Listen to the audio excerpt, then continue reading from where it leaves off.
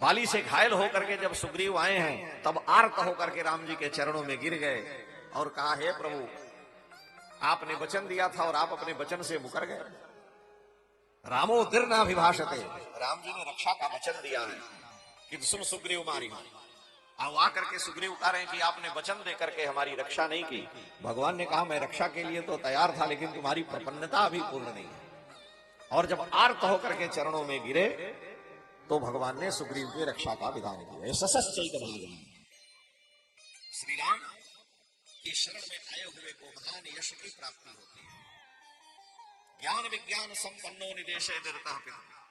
श्री राम ज्ञान विज्ञान से संपन्न है, पिता की आज्ञा का पालन करने वाले हैं। लेकिन बाली अपनी पत्नी की बात को नहीं माना। वो कहता है, कह बाली सुनु भेरु प्रिय समदर्शी रघुनाथ, जो कदाचि मोहिमानी है तो पुनि हो सनाथ। बाली सुग्रीव से लड़ता है। अंत में भगवान ने वृक्ष की छाया में खड़े होकर के, बाली, बहुत से लोग कहते हैं कि भगवान ने पेड़ के नीचे छिप करके पेड़ के पीछे से श्री राघव ने बाली का वध किया। गजब की बात है, मूर्खों की ये सब बातें हैं, हम उनको समझदार नहीं मानते। ये बतलाइए कि भगवान बाली को मारेंगे तो आधा बल बाली खींच लेगा। जो अनंत बल वाले हैं, अनंत का आधा हो ही नहीं सकता। राम अनंत अनंत गुणानी, वो अनंत है, उनके गुण भी अनंत हैं। हरि अनंत, हरि कथा अनंता, अनंत बल शक्ति से संपन्न है। उनके बल की शक्ति की गणना नहीं की जा सकती। पूर्णमदः पूर्णमिदं पूर्णात् पूर्णम उदच्यते, वो पूर्ण है। और उस पूर्ण को वृक्ष की छाया में खड़े होकर, अरे जब भागवत कह रहा है, भागवत में भगवान सुखदेव कह रहे हैं कि हासो जनोन्माद करीच माया दुरंत सर्गो यद पांग मोक्ष, उनके भाव के टेढ़े कर देने से सृष्टि का लय हो जाता है। लक्ष्मण जी जानकी जी से कहते हैं कि भ्रिकुटी विलास सृष्टि लय होई, सपने उस संकट पर ही किसोई। और आप उनकी प्रिया हैं और आप ऐसा कह रहे कि राम जी के ऊपर संकट है। जो सृजती, आप भी सृष्टि करते हैं, पालन करते हैं, रक्षा करते हैं। जो सृजती जग पालत हरत, लेकिन आपको भी शक्ति कहां से मिलती है? रुख पाई कृपा निधान की। और उन पर आप संशय कर रही हैं कि उनके ऊपर संकट आया है। सपने उस संकट पर ही किसोई। स्वप्न में भी श्री राम के ऊपर कोई संकट नहीं आ सकता, क्योंकि हमारे गुरुदेव विश्वामित्र जी ने उनको जो विद्या दी है, अगर वैसे न माना जाए तो बला अति बला विद्या का प्रभाव है कि सावधान असावधान राम जी हो तो भी मच्छर उनको नहीं छू सकता, और किसी को तो बात ही अलग है। इसलिए भगवान सर्व समर्थ है। तो पेड़ की छाया में, और यहाँ छिप के नहीं, अरे महीना गर्मी का है, पेड़ की छाया में खड़े हैं, बाली लड़ रहा। भगवान ने एक बाण से बाली का काम तमाम किया। वो भूमि पर गिर पड़ा, भूमि पर गिर पड़ा। भगवान ने कहा कि बाली के पास जाओ। सुग्रीव गए, बाली की दशा देख करके रोने लगे। फिर श्री राम सुग्रीव के पास गए, लक्ष्मण जी के साथ सुग्रीव को साथ लेकर के बाली के पास गए। बाली ने भगवान को देखा तो बड़ा क्रोध किया कि धर्म है तो अवतरे गोसाई और मारे हो मोह व्याध की नहीं। आपने व्याध की तरह से मेरा वध किया, जैसे व्याध छिप के मारता। तो बाली के कथन से ये नहीं लगता कि भगवान, बाली इसलिए कह रहा है कि आप कहां खड़े थे, कहां से बाण मारे, हमको तो सुग्रीव से मैं लड़ रहा था, मुझको आप दिखाई नहीं दिए, और आपने व्याध की तरह से मुझे छिप के मारे। तो छिप के भाई आप किसी से लड़ रहे हैं और कोई दूर से आप पर बाण मार दे तो उसको व्याध कह करके और उसको दोषी नहीं ठहरा सकते। वो तो खड़ा है, लेकिन आपकी दृष्टि में केवल शत्रु ही दिखता है। द्रोणाचार्य ने अपने शिष्यों को जब धनुर्विद्या की शिक्षा दी तो उन्होंने वृक्ष के ऊपर एक पक्षी बैठा था और कहा कि सब लोग इस पक्षी पर अपनी दृष्टि लगाइए और उस पक्षी के आंख का भेदन करना है। एक एक करके कर्ण आया, दुर्योधन ऐसे उन्हीं के चले हैं, शकुनी आए, शल्य आए, चारों पांडव आए। सबसे पूछे कि आप क्या देख रहे हैं? किसी ने कहा हम पक्षी देख रहे हैं, किसी ने कहा हम पक्षी के सारे शरीर को देख रहे हैं, किसी ने कहा पंख को देख रहे हैं। द्रोणाचार्य कहे हटो, तुम सब बेवकूफ हो। अर्जुन से पूछा तुम बतलाओ क्या देख रहे हैं? अर्जुन ने कहा कि न हमें पक्षी दिख रहा है, न वृक्ष दिख रहा है, न पत्ते दिख रहे हैं, न पंख दिख रहा है, हमें केवल उस पक्षी की आंख दिख रही है। एकमात्र लक्ष्य को मैं देख रहा हूं। तो लक्ष्य को जो देख रहा है वही कुशल है और अर्जुन दिव्य धनुर्धर है। तो बाली का लक्ष्य है केवल सुग्रीव, उससे लड़ना, उनको घायल करना, मारना। बाली का लक्ष्य अन्य कहीं था नहीं, क्योंकि वो सामान्य योद्धा नहीं है। इसलिए बाली कह रहा है कि आपने व्याध की तरह से मेरा वध किया। और काकू से टीकाकार ने इसका अर्थ लिखा है कि बाली ने कहा कि हे प्रभु, आपने बहुत अच्छा किया, मेरा वध कर दिया। क्यों कि मैं धर्म के मार्ग पर नहीं चल पा रहा, और आप धर्म के लिए अवतार लिए हैं, धर्म हेतु अवतरे गोसाई, हमारे हुए व्याध की नहीं, आपने व्याध की तरह से मेरा वध किया, मुझे मारा। व्याध करता क्या है कि भक्ष का शिकार करता है, जो भक्ष है उसका शिकार करता है। मैं भक्ष तो हूं नहीं, फिर भी आपने धर्म की रक्षा के लिए मेरा वध किया, क्योंकि मैंने धर्म की मर्यादा का उल्लंघन किया था, मैंने धर्म के मर्यादा का नाश किया, इसलिए आपने हमें मारा। तो हमें कोई चिंता नहीं है। काकू से अर्थ सारी टीकाओं में आचार्यों ने लिखा। पूछता है कि आपने हमें क्यों मारा। भगवान ने कहा कि तुमने अपने भाई की पत्नी को रख लिया। बाली ने कहा मनुष्य का सिद्धांत है कि बानर का सिद्धांत है। भगवान ने कहा ये बताओ, बानर कहीं समझा करता है चारों समुद्र में जाकर के, और तुम सभी इच्छा के अनुसार जो चाहो वो रूप धारण कर सको। बाली से बड़ा प्रत्युत्तर भगवान का हुआ। केवल हम एक सूत्र में इतना ही बता रहे हैं कि भगवान ने बाली से कहा कि मैंने तुम्हारा वध इसलिए किया है कि मम भुज बल आश्रित ते जानी, मारा चाह से मूढ़ अभिमानी।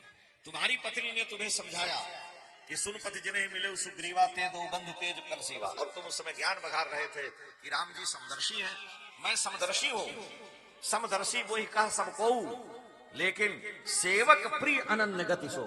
मैं समदर्शी हूं, समोहम सर्वभूतेषु, गीता में न मे द्वेष्योस्ति न प्रियः, लेकिन मुझे अपना सेवक अनन्य प्रिय है। वहां मेरी समदर्शिता को मैं उठा के फेंक देता हूं। मेरे सेवक पर अगर संकट आ जाएगा, मेरे शरणागत पर, तो मैं अपने सारे गुणधर्म का त्याग कर देता हूं। इसलिए मेरी शरण में आया हुआ, चाहे कायर हो, कैसा भी हो, तुमने सुग्रीव को मारने का प्रयास किया, और तुम्हें ज्ञान हुआ है कि मेरा प्रपन्न है और मेरा स्वभाव है कि जो मेरा प्रपन्न है, मेरा शरणागत है। अभयम सर्वभूतेभ्यो ददाम मे तत्प्रतम मम। वो सारे भूतों से, यानी देवता, यक्ष, किन्नर, गंधर्व, मनुष्य से भी मैं उसे अभय देता हूं। और सुग्रीव सग्रदेव प्रपन्नाय, मेरी शरण में आया, तुम मारना चाहते, इसलिए ममपन शरणागत भयहारी, मैंने तुम्हारा वध। यहां बाली मौन हो गया। बाली ने कहा कि हे प्रभु, आप सामने खड़े हैं, फिर भी मैं पापी हूं। अब तो मेरे पाप कट गए। भगवान ने कहा पाप कट गए ठीक है, लेकिन कल्याण तुम्हारा नहीं होगा। तो बाली ने कहा कि हे नाथ, अब हम पर कृपा करिए, हम तो आपकी शरण में नहीं आए, लेकिन यह तनय मम सम विनय बल कल्याण प्रद प्रभु लीजिए। यह तनय मम सम विनय बल कल्याण प्रद प्रभु लीजिए। बाह सुर नर नाग आपन दास अंगद कीजिए। बाह सुर नर नाग आपन दास अंगद कीजिए। हे प्रभु, हे नाथ, मैं आपकी शरण में नहीं आया, कोई बात नहीं, लेकिन हे प्रभु, हे नाथ, अब तो मैं आपकी शरण में मरते समय नहीं आ पाया, लेकिन अपने पुत्र को आपको दे रहे हैं। भगवान ने कहा कि तुम्हारा पुत्र स्वेच्छा से मेरी शरण में आ रहा है कि तुम्हारे कहने पर। तो बाली कहता है कि हे प्रभु, हे रघुनाथ जी, अब नाथ करी करुणा विलोकहु देहु जो बर मांगहु। अब नाथ करि करुणा विलोकहु देहु जो बर मांगहु। तेहि जोनि जन्मों कर्म बस राम पद अनुरागहु। तेहि जोनि जन्मों कर्म बस राम पद अनुरागहु। यह तनय मम सम विनय बल कल्याण प्रद प्रभु लीजिए। यह तनय मम सम विनय बल कल्याण प्रद प्रभु लीजिए। कही बासुर नर नाग आपन दास अंगद कीजिए। कही बासुर नर नाग आपन दास अंगद कीजिए। आगे दिन पीछे गए, गुरु से किया नहेत, और तब पछताए होत क्या जब चिड़िया चुग गई खेत। जब प्राण निकलने को है इससे पहले तो भगवान की शरण में आए नहीं, और जब अंगम गलितम पलितम मुंडम दशम विहीनम जातम तुंडम वृद्धो यात गृहीत्वा दंडम, तब कह रहे हैं कि अब हम सदुआ जाएंगे, अब हम भजन करेंगे। अब तुम क्या करोगे? सिर के बाल सफेद हो गए, मुंह के दांत टूट गए, पेट में आंत नहीं, मुंह में दांत नहीं, कहे अब हम घर छोड़ देंगे, अब हम वैराग्यवान हो जाएंगे। ये संभव नहीं है।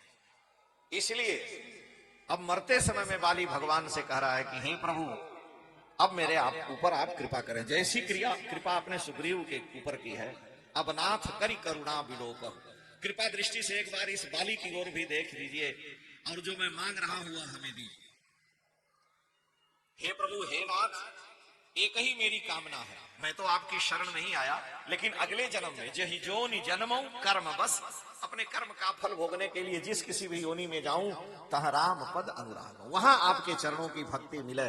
हाँ, अगर मेरा पुत्र आपकी शरण में आ जाए तो कुलम पवित्रम जननी कृतार्था, मेरा कुल, उसकी मां सब धन्य हो जाएंगे। तो हे नाथ, हे प्रभु, भगवान शंकर कहते हैं कि हे पार्वती, सो कुल धन्य उमा सुनु, जगत पूज्य सुपुनीत, श्री रघुवीर परायण जहि नर उपज विनीत। तो यह तनय मम सम विनय पर, मेरे समान ये विनयी भी है, बलवान भी है। ऐसी दिशा में हे नाथ, हे प्रभु, आप कल्याण प्रद हैं, तो इसका कल्याण निश्चित करेंगे। मैं अपने पुत्र को आपके हाथ सौंपता हूं, मैं नहीं आया तो हम किसी भी योनि में जाएं, लेकिन अगर मेरा पुत्र आपकी शरण में आ गया तो हमें विश्वास है कि हम तर जाएंगे, हमारा उद्धार हो जाएगा। मान लिया कि आप बूढ़े हो गए, शरीर जर्जर हो गया, जीवन भर घर में रह करके दुनिया का प्रपंच किए, लेकिन आपके वंश का कोई भी बालक अगर भगवान का प्रपन्न भक्त हो गया तो सारे कुल का उद्धार कर देता है। एक वैष्णव भगवान का भक्त 21 कुल को तार देता है, 7 वर्तमान के, 7 भविष्य के, 7 भूत के। इसीलिए प्रहलाद जी से नरसिंह भगवान कह रहे हैं कि त्रिह सप्तभी पिता पुत्र। अब 120 कुल को तार देता है, हमको कहीं मिला नहीं, लिखा कहीं होगा, लेकिन पंडित जी कोई कह रहे थे। लेकिन जो शास्त्र आधार है वहां कह रहा है कि त्रिह सप्तभी, त्रि माने 3 गुणे 7, 21, त्रिह सप्तभी पिता पुत्र पितृभी सहते नघ, अपने पितरों, पूर्वजों और भविष्य के साथ हे प्रहलाद, तुमने 21 कुल का उद्धार कर दिया। अभी तो तुम्हारा 21 हुआ ही नहीं। ब्रह्मा जी के पुत्र हुए मरीचि, मरीचि के कश्यप, कश्यप का हिरण्यकशिपु, हिरण्यकशिपु के प्रहलाद, चौथी पीढ़ी है। तो एक भगवान का भक्त हो गया तो 21 कुल को तार देता है। इसलिए अंगद अब आपकी शरण में आ गया, और अंगद मेरे समान ही विनयी और बलवान भी है। अंगद जी का यही तो विनय है कि हे प्रभु, नीच टहल गिरे कै सब करी हो। भगवान से कहा कि अब इनको अपनी शरण में लीजिए। गहि बाह सुर नर नाह, अब दास अंगद कीजिए। भगवान ने अंगद की भुजा को अपने हाथों में लिया है। तुलसी कह रहे हैं कि राम चरण दृढ़ प्रीति करी, बालिकीन तन त्याग, सुमन माल जिमि कंठते, गिरतन जानई नाग। प्राण त्याग करते समय अपने गले में जो इंद्र की दी हुई माला थी, बाली ने कहा कि अरे भाई सुग्रीव, तुम ये माला स्वीकार करो, क्योंकि जब तक मेरे गले में माला रहेगी मेरे प्राण नहीं निकल सकते। वह माला सुग्रीव को समर्पित किया है। सुग्रीव रोने लगे, विलाप करने लगे।